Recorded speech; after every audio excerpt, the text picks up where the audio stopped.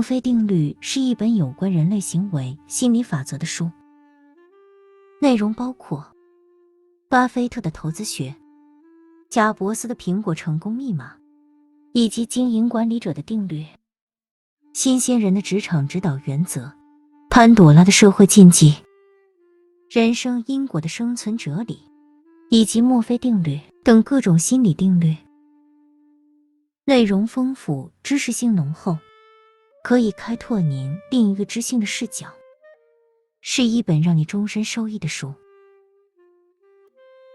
今天就从本书的压轴墨菲定律开始说起。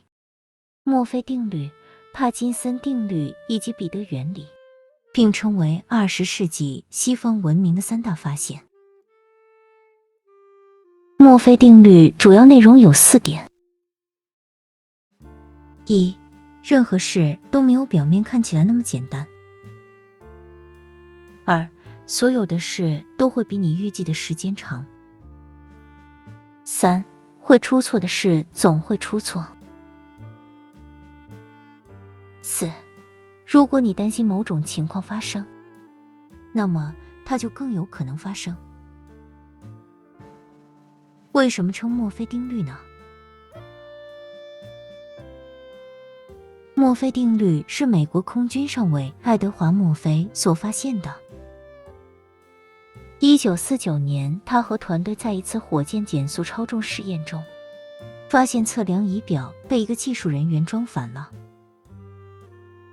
因此，他训示这位技术员说，如果做某项工作有多种方法，而其中有一种方法将导致事故，那么一定有人会按这种方法去做。于是计划经理将它记录下来，并称之为墨菲定律。那要如何解读墨菲定律并付诸实践呢？墨菲定律告诉我们，容易犯错误是人类与生俱来的弱点，无论科技多发达，事故都会发生。而且我们解决问题的手段越高明，面临的麻烦就越严重。所以我们在事前应尽可能设想的周全，如果真的发生不幸或损失，就要学着笑着应对。关键在于检讨所犯的错误，而不是企图掩盖它。如果认真应用墨菲定律，仔细检查工作是否有错误，就可以降低成本，减少时间延迟，防止灾难等。墨菲定律常被视为是一个笑话或有趣的定律，可能是因为人们常引用一些有趣的例子，例如小时候哥哥生弟弟的气，把一些书放在弟弟房间的门上，让他进门时会落在弟弟的头上。没想到先进入房间的是妈妈，妈妈被那些书击中后痛骂他一顿。这就是墨菲定律的作用，事情常会朝不好的方向发展。其实墨菲定律的用意在告诫人们不要轻忽安全管理的重要性。它具有2项正面启示：一、不可轻忽发生几率很小的危险事件。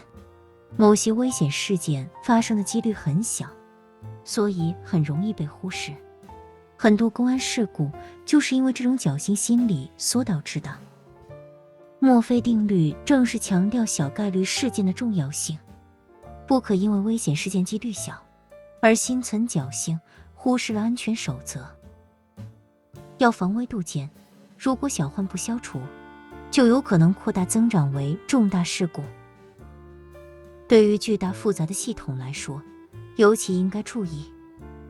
2. 墨菲定律是安全管理的长鸣警钟。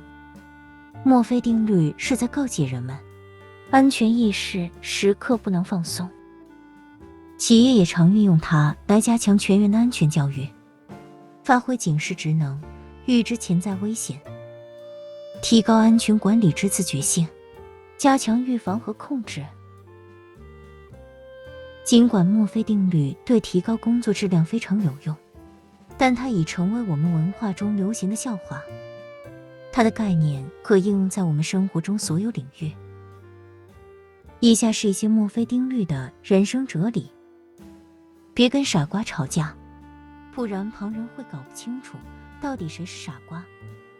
对于不可理喻的人，你只会愈吵愈火大，搞到后来你也会像个疯子。若无法说服对方，就把对方搞糊涂，这是李宗吾的厚黑学所教导的。若你在两者之间无法做决定时，选便宜的准没错，因为损失会较少。若必须在无知与愚蠢之间做选择，应该选择无知，因为它还有希望治好。另一排总是动得比较快，你换到另一排，你原来那一排就开始动得比较快了。你会这样做也没错，这是逻辑思维的惯性作用。1分钟有多长？这要看你是蹲在厕所里面，还是等在厕所外面。这叫做空间决定时间。永远不要做预测，因为如果你错了，没有人会忘记；如果你对了，没有人会记得。别做多余的事，让自己犯错。千万不要问一个你本来就不想知道答案的问题，聪明一些，别自讨没趣。美只是肤浅，丑则到骨子里。创作的确伟大，但抄书要快得多。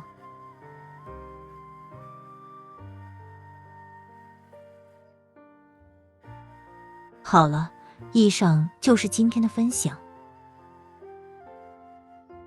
欢迎留言、按赞及订阅。谢谢观赏，下次再见了。